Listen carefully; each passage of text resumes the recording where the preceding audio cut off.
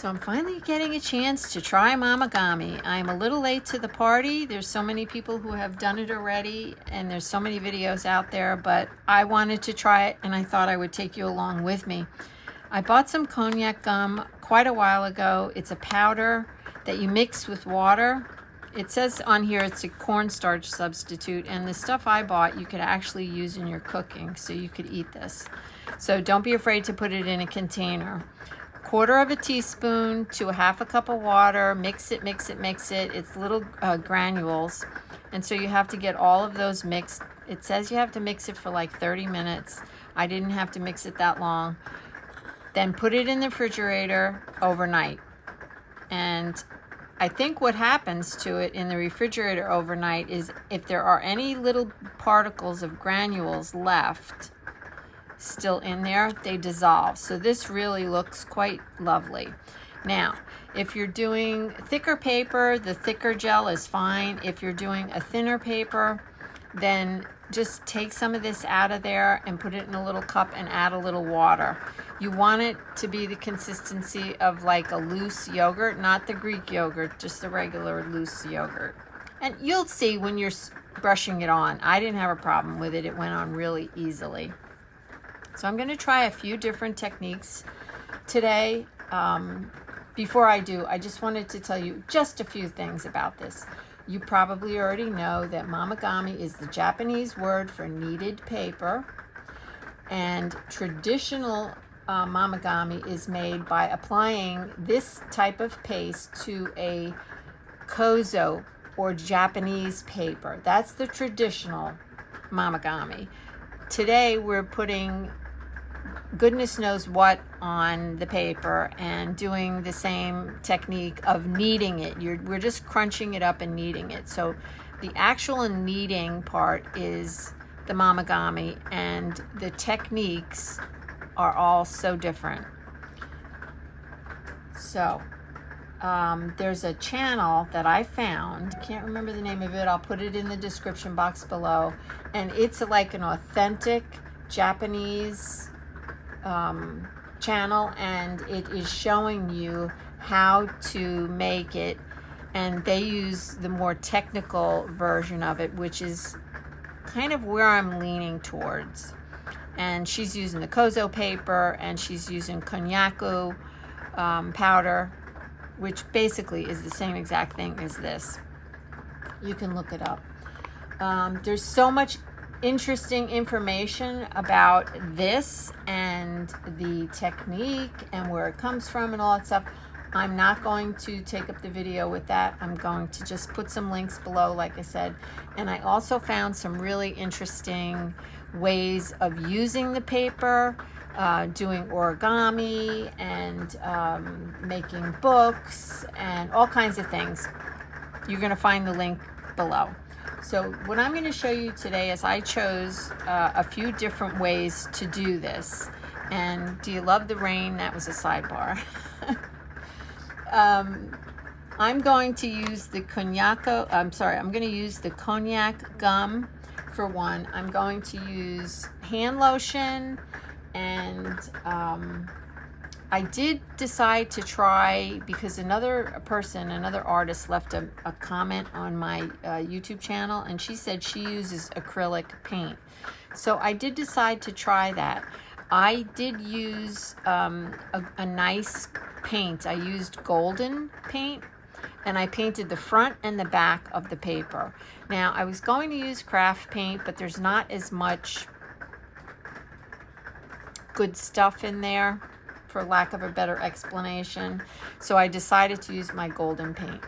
I think maybe I'll use some craft paint and see what happens with that. And I just painted it on a piece of copy paper. I'm seriously curious to see what happens with the different paints, different techniques, I should say. I'm sorry.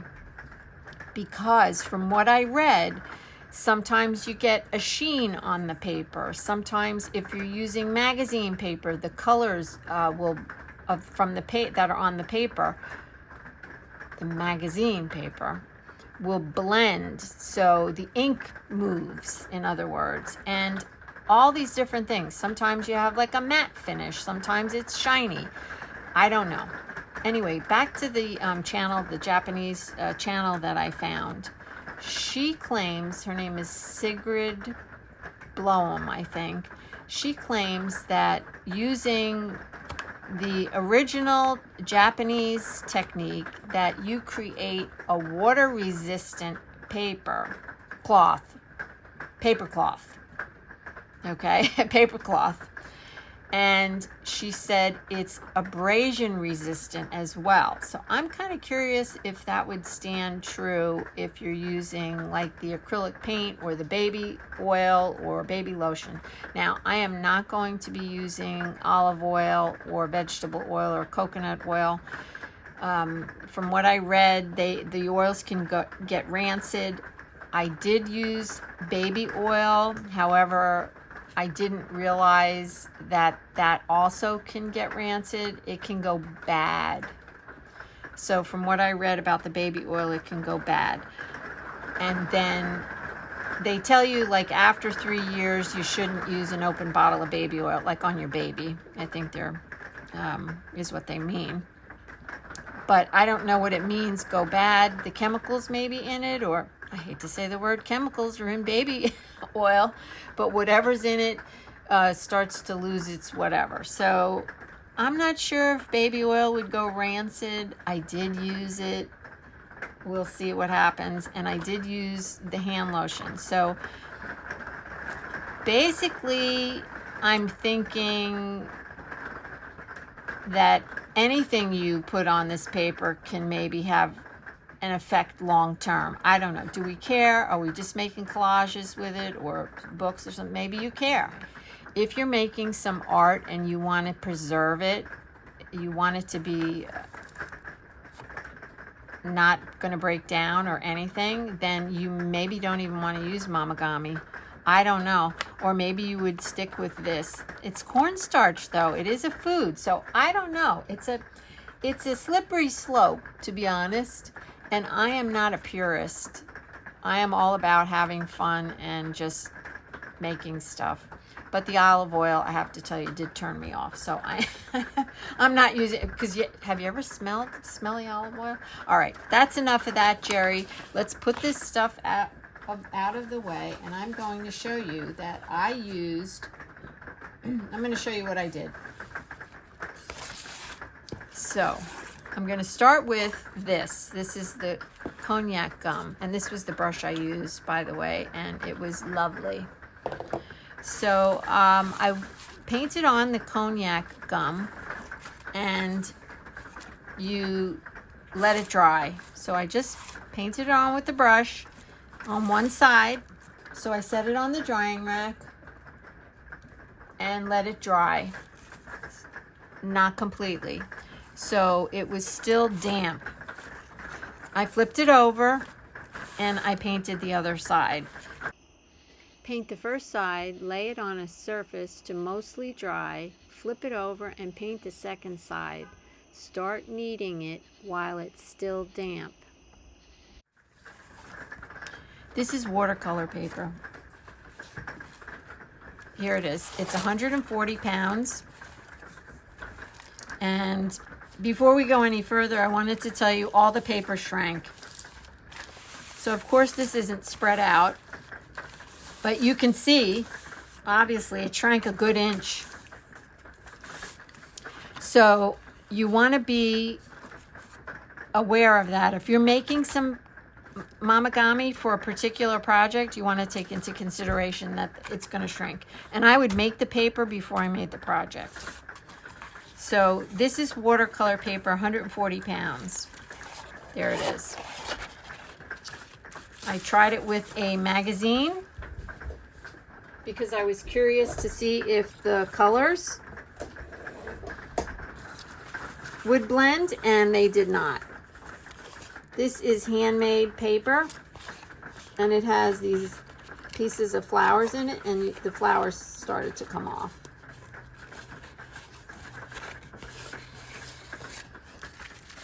This is a piece of, I'm going to call it copy paper. It's not really copy paper. It was a big sheet, but it was the thickness of copy paper, and I just had these huge sheets of it, and I don't remember where I got it from, but it was like the consistency of copy paper. I wanted to try it on a jelly print. This is on copy paper. That has nothing on the back. This is a piece, believe it or not, of parchment paper. I bought this natural parchment paper a year or so ago for a project that I wanted to do.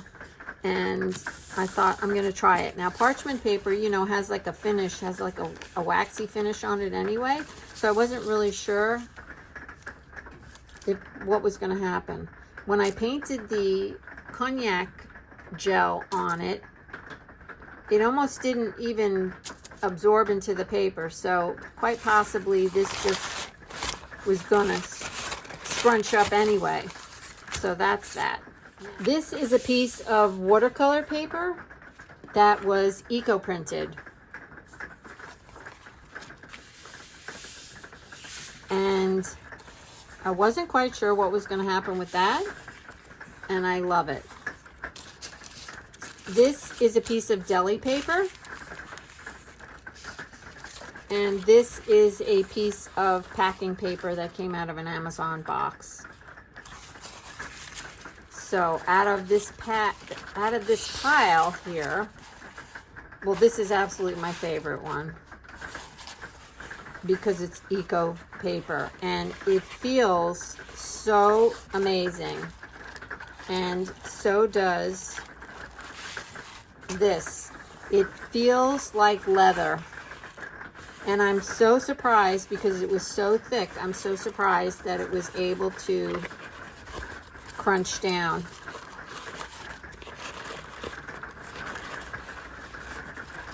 See, it's watercolor paper. Would you believe it? It's 140 pounds. And so is this. This one I ripped a little bit when I was working on it. But this one too feels like leather. It's just, I love it. So I do want to try to stitch on these, and wanted to show them to you first. Okay, so I'm just going to move them aside. So you're not going to be able to tell the difference really on the camera, but I'm going to tell you that this is baby oil. Not in love with it. So if I compare this to this, they definitely feel different. This feels thicker.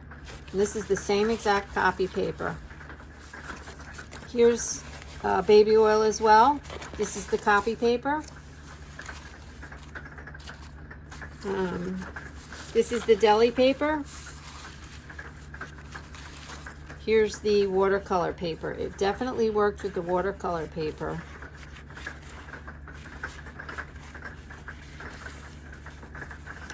It has like a slightly, because it's baby oil on there, it does have a slightly greasy finish on it. So I'm not sure, depending on what you wanted to do with it. So when I was trying to write the word baby oil on there, it's oily. So it wasn't really wanting to, and like it still feels like a little greasy on my hands. So that's baby oil. Then this last, well, I have one more after this. This is the hand lotion. And the hand lotion feels really good too. It feels nice and soft. I did a piece of tissue paper. So this is very fine tissue that you use like to wrap a present. I used tissue. I did the baby oil on the tissue too. So the test is going to be when I try to use it. It reminds me of now it appears to be like tea bags.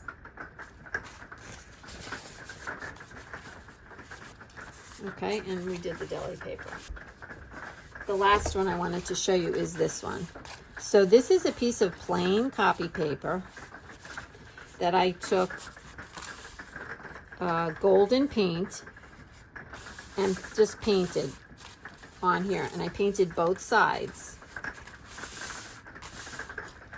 and let it dry, And then I just, you know, started doing that. I have to say it feels really nice.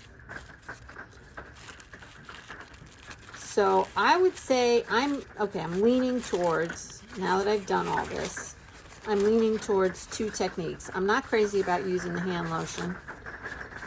And I'm not crazy about the baby oil. So if I had to choose, I would say the baby oil was my least favorite. Then the hand lotion. And I'm going to say the konjac powder was my favorite. But I did enjoy this. And I feel like if you're going to paint the whole paper, this is a nice option.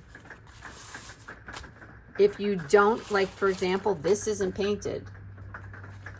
So if you don't want to paint or do something on the surface, I would definitely say to go with the konjac powder.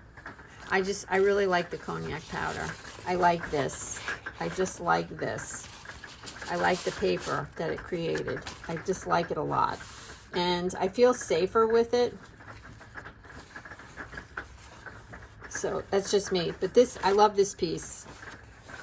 I just love the way it just, look, see? It's just crunching up in my hand and it's not ripping. And I've been kneading it for a while. And it feels good. And this was just cheap copy paper. So that's got my vote. Now I'm going to attempt to sew on them. I'm just going to do like a few stitches and I'll let you know when I come back. I thought I'd let you see me stitch on it. So when I stitch, I have to hold my cloth in my hand, like, you know, like that. And whereas when you stitch on paper, you have to be careful that it's going to rip. Now it is starting to rip a little bit along the edge. It's starting to get a few tear marks, but I don't know. I chose to start stitching here along the edge. And it's interesting. So you can actually do like a running, I'm doing a running stitch. And the paper's not tearing. I feel like I have to be a little more careful with it. So, you know, when you stitch into paper, it's like you have to really poke it. I'm having to press on, you know, press down to get the needle through a little bit, but not horribly. And it's sewing nicely. This is lotion. This is the lotion. If it's sewing so nicely with hand stitching, I'm sure you could sew on the sewing machine with it as well. So let's just set that aside. This is still lotion and it is the tissue. So wow, this is I'm gonna go in a little off the edge because I'm really not sure how that's gonna work. Do a little running stitch, and you can see my stitches aren't real small. Well, it didn't tear. I feel like you have to be careful with it though. Did some smaller stitches. I'm being gentle, but look, it's now I got a hole in the paper when I was writing on it.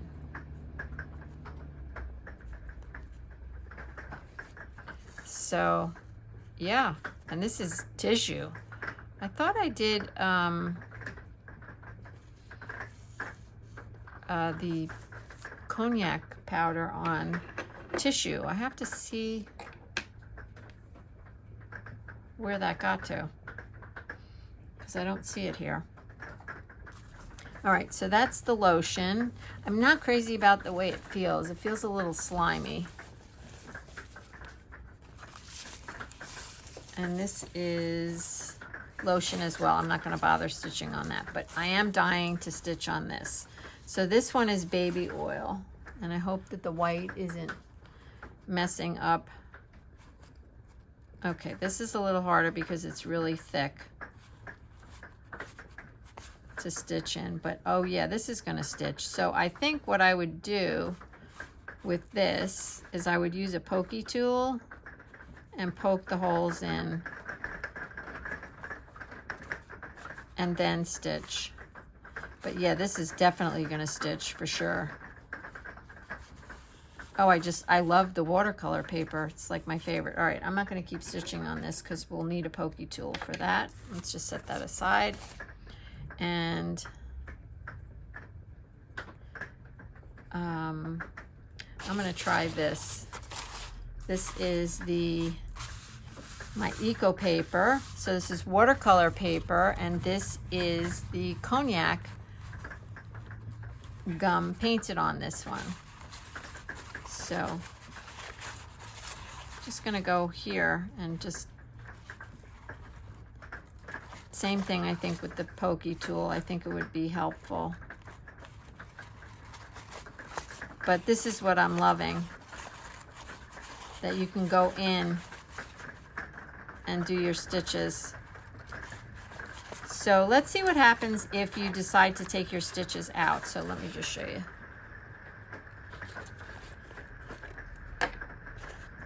You know, paper leaves a big gaping hole. So there's the holes, you see them?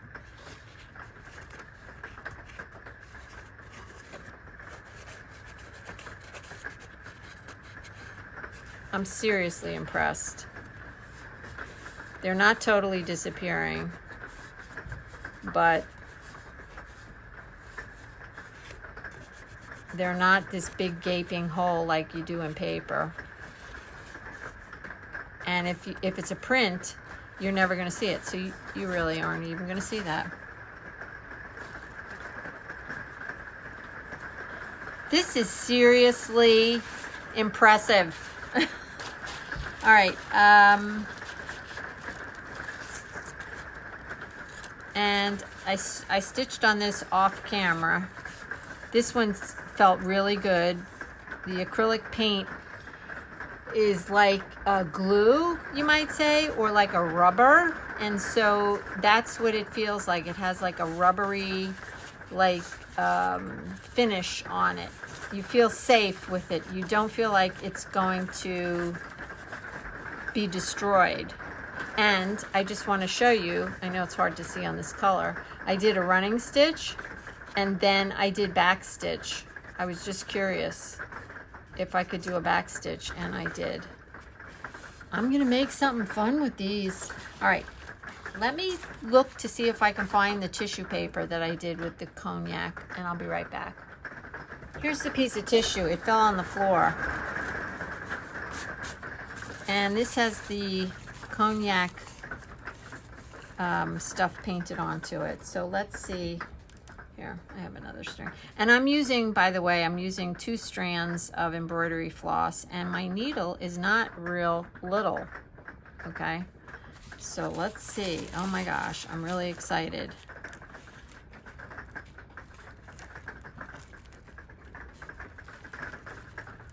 This is so much like tea bags. You definitely can stitch on this. Let me use a different color. All right, I have some gray thread. I don't know if it's going to be any better, but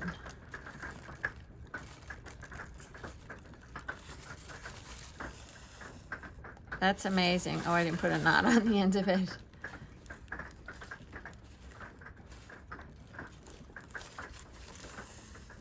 Okay, I'm sold. I wanted to make more paper. Now that I've done the 4 techniques, I wanted to hone in on the ones that I liked. And the 2 that I liked are the konjac gel and the acrylic paint. I wanted to share with you that, yes, you can make Momigami with nothing. You can just take the paper, crumple it up, and it, you know, breaks the fibers and it softens the cloth, and that's great. But if you use, or when I should say, when you use the konjac or the konjaco gel, then you are actually strengthening and making the paper more flexible.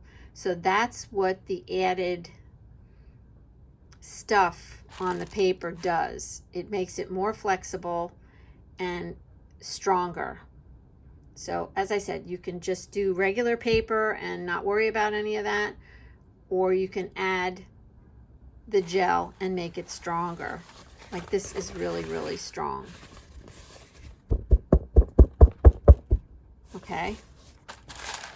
keep that in mind if you want to make a stitch book. You want to coat your paper with something.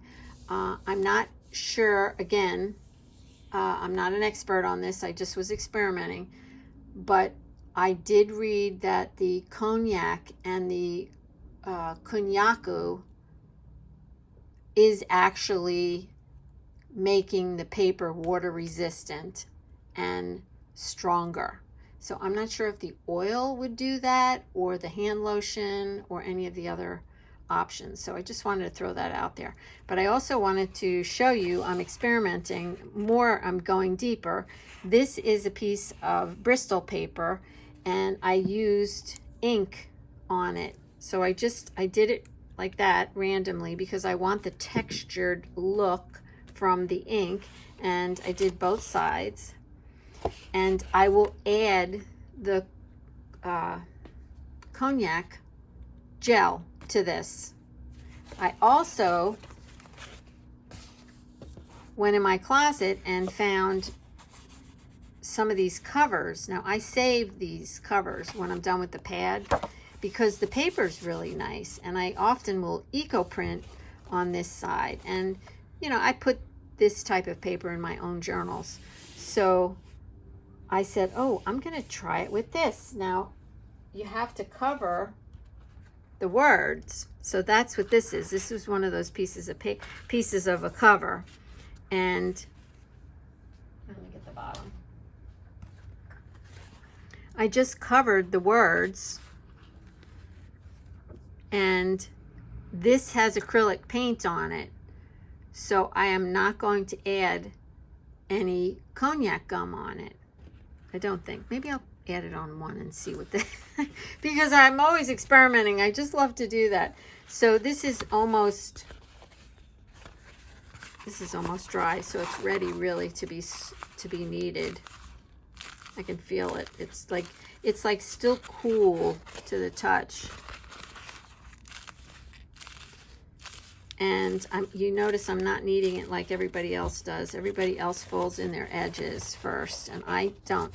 So paper has a grain too, and it goes this way.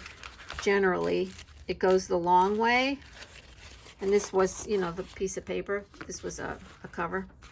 So I feel inclined to squish it this way first, and then I'll open it up.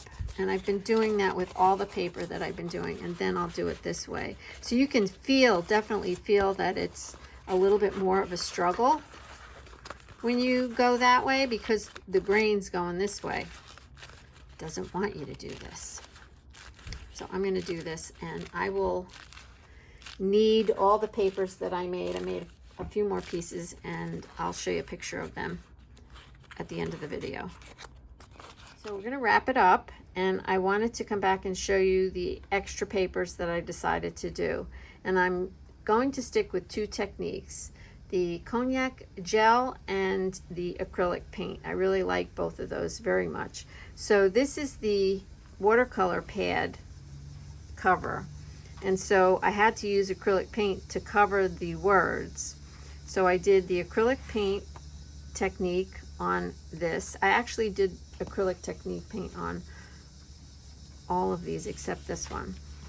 And some of them, after I did the acrylic paint, I went back and put the konjac gel on top of it. I was just kind of curious. This one, I did it to this one. I was just kind of curious if it would make a difference. But they all feel pretty good. So they're damp right now. So I can't actually tell you if it made a difference or not until they dry. And look at how bright that one is. I don't know how that happened. And then this one is Bristol paper. And the back of it is just still plain white. But you can see the beautiful lines because I used this walnut ink. And it's not, obviously it's not walnut ink, but that's the name of it. It's Easy Walnut ink. And it says it's moss, but yeah, go figure. Anyway, I did get a little hole in it. But I just love, it really does look like leather, and it is just so soft. Just wonderful. And the back looks super cool too. I forgot to paint the back. So I can paint that after the fact. Actually, I didn't forget. I noticed it wasn't painted, and I said to myself, leave it and see what happens when you paint it after it's been momigami'd. So yes. All right, it was a full day. I had a great time. I will be making more momigami for sure. I really loved it. And the fact that you can stitch into it is amazing, and you can kind of make your own cloth. So if you need a particular color or whatever, you can make your own. And I hope you found this video a little helpful, or a lot helpful, and maybe there's a tip or two that you didn't know. And I hope you enjoyed it. And yeah, just remember, keep moving, just play, no rules, and don't forget to find something to be grateful for today. I am always grateful for you, but I am also very grateful that I got to finally do my momigami. Bye for now.